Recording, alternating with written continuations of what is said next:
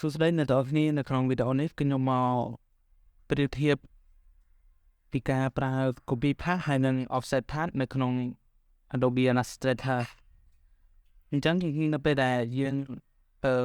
ប្រៀបធៀបគ្នាទៅវាខុសគ្នាយ៉ាងម៉េចខុសគ្នាត្រង់ថានៅពេលដែលយើងប្រៀបធៀបជាមួយនឹង copy paste ទំហំនៅពេលដែលយើង copy មកគឺវា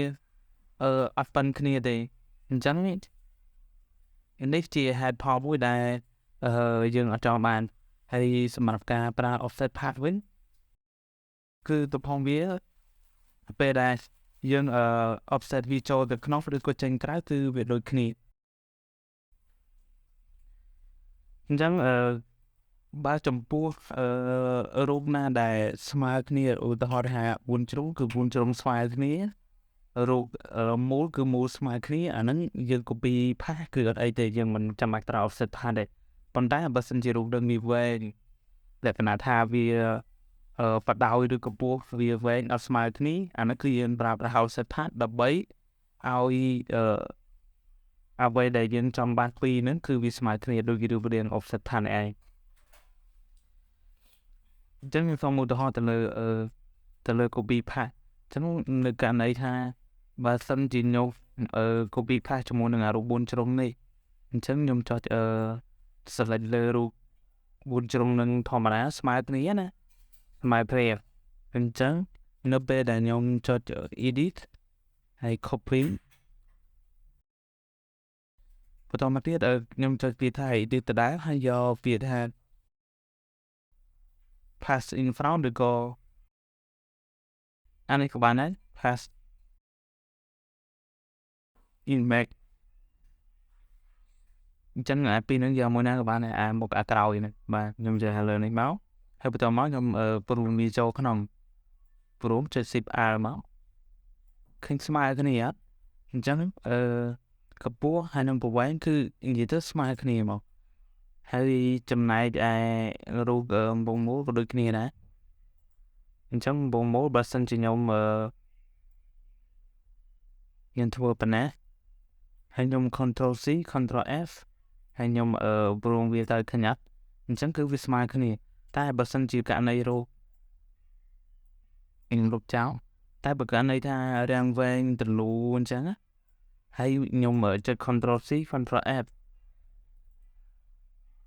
ព្រៀងកន្លែងមើលឃើញថាវាស្មើគ្នាអត់ស្មើទេដោយសារតែខាងនេះគឺធំខាងស្ដាំខាងឆ្វេងគឺវាស្មើទៅធំតែចំពោះលើក្រោមវិញឃើញទូចទេអញ្ចឹងបើយើងពិបាកមើលយើងយកវាមកវាស់មកយើងយកនេះវាស់និយាយទៅគឺទៅប៉ុនគ្នាតែចំណែកខាងក្រោមនេះវិញគឺទៅប៉ុនគ្នាអត់ទេគឺខុសគ្នាបាទដាច់ select តែម្ដងបាទអញ្ចឹងយើងត្រូវធ្វើម៉េចអ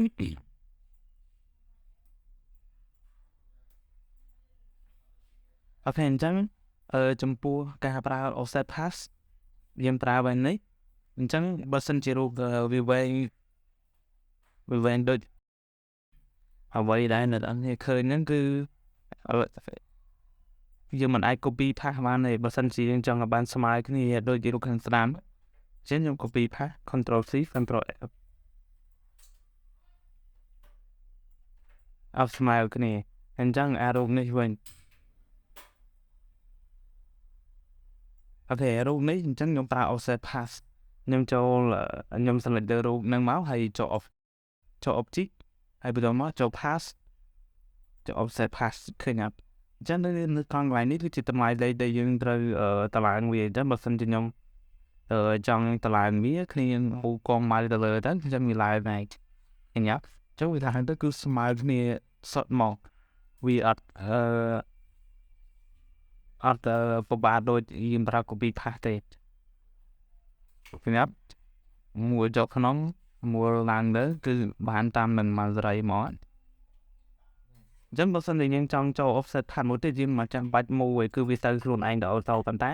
បើសិនជាយើងចង់ឲ្យវាចូលទៅក្នុងកាន់តែតូចទៅយើងត្រូវឈរតូចជាងគេតែបើសិនជាវាចង់ឲ្យវា offset ទៅចេញទៅក្រៅគឺយើងប្រើក្រៅនេះឯងតែខ្ញុំយកក្នុងអញ្ចឹងខ្ញុំចូល offset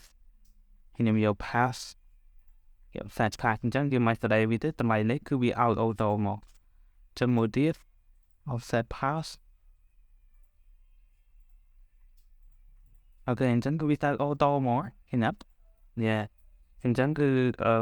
វាល្អត្រង់នឹងឯងការប្រើប្រាស់ offset pass អញ្ចឹងបើសិនជាយើងប្រើជាមួយនេះវិញ control C control F ឃើញអត់ស្អាតទេ control C control F ហើយតែស្មានក៏អត់ដូចគ្នាទៀតឃើញអត់អញ្ចឹងខុសគ្នានេះលីមកពេលនេះគឺរវាងនឹងការប្រើប្រាស់ offset pass គឺវាប៉ុណ្ណឹងឯងគឺវាខុសគ្នាអញ្ចឹងនៅដល់នេះអត់ដូចគ្នាទេវាស្រួលមួយបែបម្នាក់អញ្ចឹងណាអញ្ចឹងវីដេអូនេះគឺខ្ញុំប្រៀបធៀបតែប៉ុណ្្នឹងទេគឺតើតើនឹងការប្រើប្រាស់ offset pass ជំនាញនៅដល់វា